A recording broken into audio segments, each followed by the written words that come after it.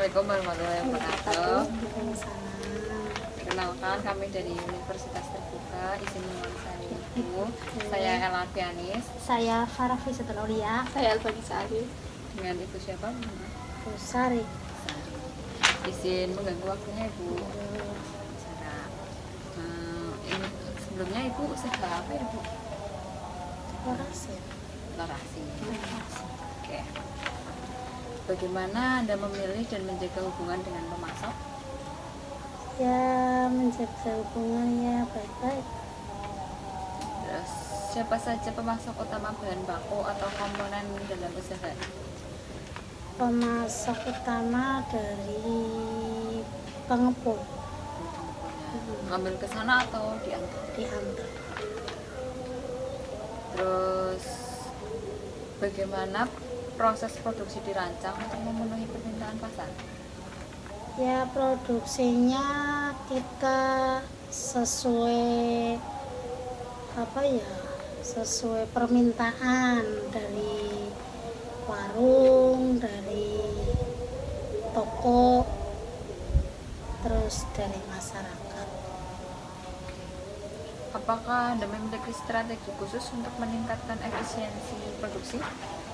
Ya, paling strateginya ya Menawarkan atau menawarkan, terus kualitas dari produk. untuk distribusinya, bagaimana produk didistribusikan dari Ibu ke pengecer atau pelanggan? Pengecer ya, dari pengecer ke kadang reseller, kadang ke toko.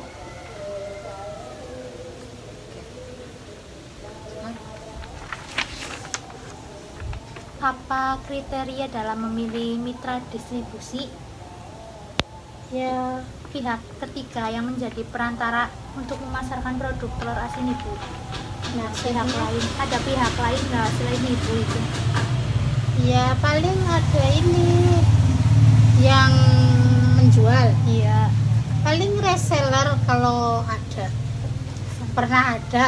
Cuman kan gimana kalau reseller ya kadang ada yang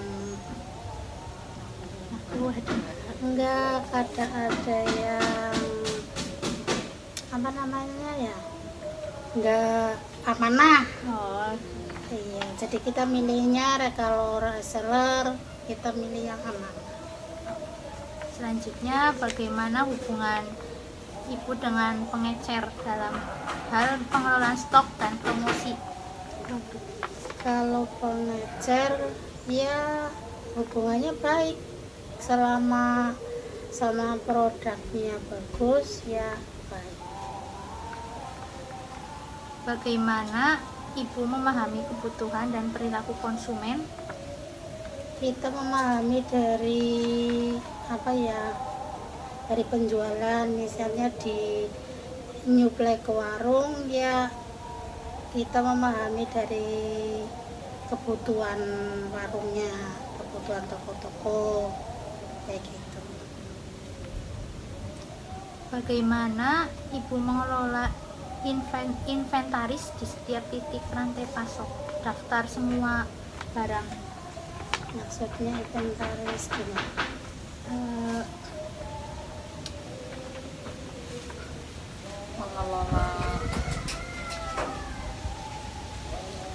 Mengelola ini produk telur asin, Sistemnya biasanya kebanyakan konsinyasi yang nitip dulu baru bayarnya nanti. Kebanyakan, tapi ya ada yang langsung Bayar, ada yang Biasanya bayarnya sehabisnya jualan atau berapa hari gitu? yes. Kalau kita nyuplai ke depannya lagi baru kita terima. Iya. Bagaimana permintaan pelanggan disampaikan dari pengecer ke produsen? Cara menyampaikan, Iya. cara ini, cara mesan atau cara gimana? Bagaimana permintaannya pelanggan disampaikan ke pengecer, dari pengecer ke produsen. Ya biasanya sih Minta berapa dulu dibikinin atau kita udah stok di rumah, jadi setiap ada warung yang meminta kita produksi. Apa ada sistem informasi yang digunakan untuk memantau stok? Misalnya kalau stok udah habis ya kita WA, stok di warung udah habis ya. Iya, kadang kita yang cari tahu sendiri, menanyakan ke warung atau ke toko. Selanjutnya, apa ada strategi khusus untuk mengelola arus kas dalam rantai pasok? Maksudnya rantai gimana? Rantai pemasukan ini. Pemasok apa gimana? Ada strategi khusus untuk mengelola arus kas dalam rantai pemasukan telur asin ini?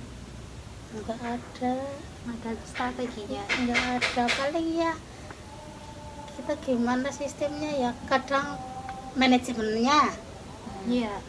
kita nggak pakai manajemen, kadang uangnya keluar masuk sih nggak ini kayak sama kebutuhan, Iya. nggak sinkron, kadang ada dapat buat nutup kebutuhan itu. Belum ada manajemen yang uang ini belum ada, karena kita kan modalnya gimana ya, belum dipisah-pisah sama kebutuhan, belum bisa. Yang selanjutnya, bagaimana Anda memastikan bahwa produk tersedia sesuai kebutuhan pelanggan? Ya menyesuaikan produksinya, menyesuaikan dari kebutuhan di lapangan di luar. Yang selanjutnya ada apa rencana jangka panjang untuk mengembangkan distribusi telur asin ini? Ya rencana sih kepengin yang lebih maju lagi ya, cuman kan ada kendala dari penjualan, dari modal kayak gitu, terutama dari penjualan. Suka bingung mau kemana, cara penjualannya gimana. Kalau masalah produksi jumlah besar sih insya Allah bisa, tapi dari segi penjualan itu kadang yang susah. Bagaimana Anda memutuskan mode transportasi yang paling sesuai untuk produk tertentu, produk telur asin ini? Transportasi ya biasa lah, pakai Motor. motor. Apakah sifat produk ini misalnya mudah rusak atau tahan lama mempengaruhi pilihan mode transportasi ini? Ya mudah, ini sih ada batas expirednya, maksimal itu 1 minggu, karena tidak ada bahan pengawet. Seberapa besar biaya transportasi mempengaruhi keputusan pemilihan mode transportasi? Maksudnya transportasi pas Pengiriman. pengiriman. Ya ini kan bensinnya yang boros. Apakah Anda memiliki strategi untuk mengurangi biaya transportasi? Ya pengennya sih mengurangi ya, cuman kan belum ada ininya. belum ada motornya yang irit bensin. Bagaimana Anda memastikan produk sampai tepat waktu kepada pelanggan atau pasar? Maksudnya sistemnya Ya maksudnya produknya udah datang belum gitu, terus memastikan kalau ready. kalau dari pengiriman ya, kalau kita pengiriman misalnya ke toko kan kita nyuplai ke oleh-oleh pusat oleh-oleh Sawangan. Misalnya kalau udah mau weekend kan toko otomatis rame, jadi mau tidak mau kita harus standby produk. Misalnya menghadapi weekend dibutuhkan, misalnya ada turis apa wisatawan apa dari mana datang ke tempat tersebut, harus udah ada produk di situ. Jadi misalnya kebutuhan mintanya dari malam apa mau pagi pas hujan harus ada, ya harus kita suplai saat itu juga untuk menjaga hubungan dari pelanggan. bagaimana jarak dari lokasi produk ke pasar atau pelanggan mempengaruhi pemilihan mode transportasi? Pengaruh banget. Dari Sukaraja ke Sawangan jauh, setengah jam. UMP kan? Belum UMP sama kan? Sawangan ini Sawangan. alun-alun. Oh iya. Alun-alun masih ke barat.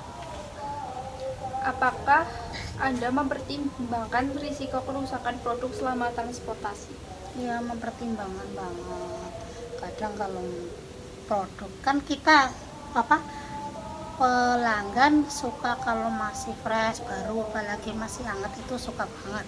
Jadi kadang kita planning produksi misalnya habis ngukus kan masih hangat, langsung dikirim ke pelanggan. Tapi kan kalau masih hangat di bawah rentan pecah, jadi harus kita siasati.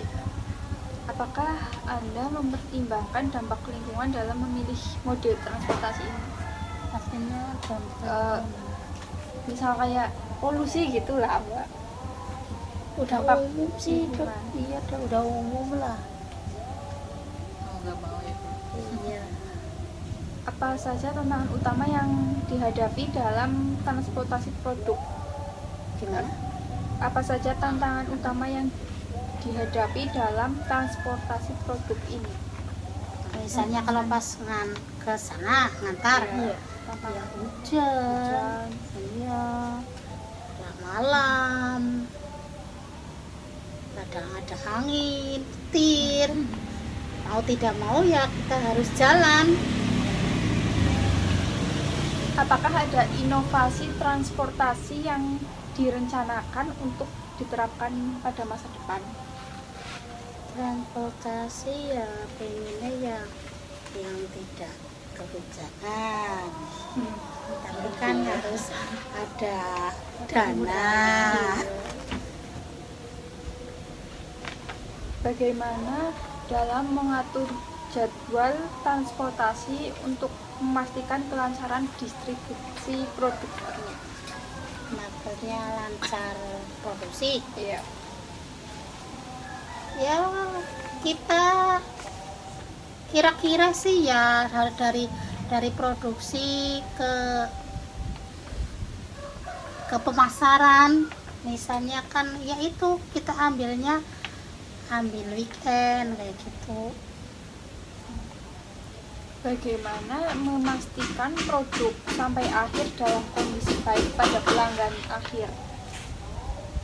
Ya kita kalau ini harus produksinya dadakan, nggak ada stok gitu di rumah, harus produksi dari pengukusan baru ya langsung dikirim ke pelanggan. Yang terakhir, apakah ada kebijakan pengembalian atau kompensasi jika terjadi kerusakan?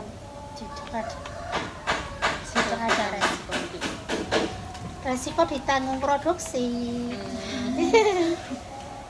Nggak ada kompensasi dari konsumen, nggak ada kompensasi dari pelanggan. Kita yang nanggung resiko. Ya, udah. Sekian dari kami wawancaranya, maaf untuk waktunya. Assalamualaikum warahmatullahi wabarakatuh. Terima kasih Bu. Wabarakatuh.